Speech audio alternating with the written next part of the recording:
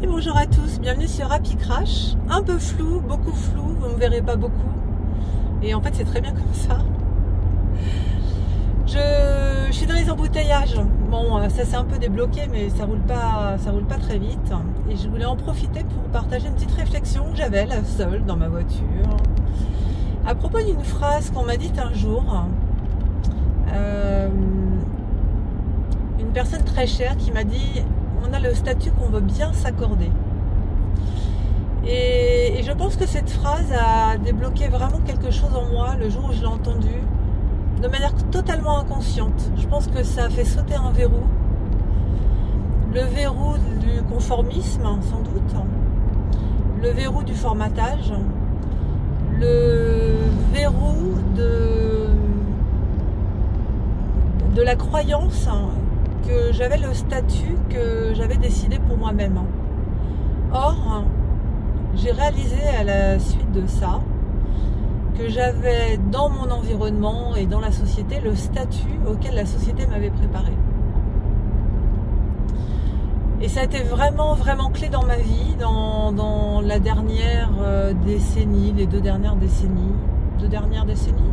Oui, décennie et demie peut-être. Ça a vraiment été clé dans mon évolution après mes 30 ans, je pense. De réaliser que le statut que j'avais était celui que je voulais bien m'accorder. Et que pour s'accorder un certain statut, ça voulait dire, ça signifiait avoir une certaine estime de soi. Et pour avoir une certaine estime de soi, il faut travailler. Travailler sur soi. Travailler ses compétences, travailler ses appétences, travailler ses connaissances. Et l'estime de soi ne peut être que le fruit d'une certaine forme de travail et de dépassement, d'effort. Donc je parle bien d'estime de soi, je ne parle pas de confiance en soi, ce qui rejoint une de mes premières vidéos à la suite de ma grande randonnée en solitaire. Je pense que la confiance en soi est quelque chose qu'on acquiert très jeune, dans la jeune enfance, mais que l'estime de soi est vraiment liée à nos expériences et à la façon dont on porte à profit nos expériences dans la vie. Voilà, je voulais juste partager ça avec vous, dans le flou, et en fait c'est très bien parce que je ne suis pas du tout présentable, mais voilà, ce sont mes élucubrations en voiture, dans les embouteillages.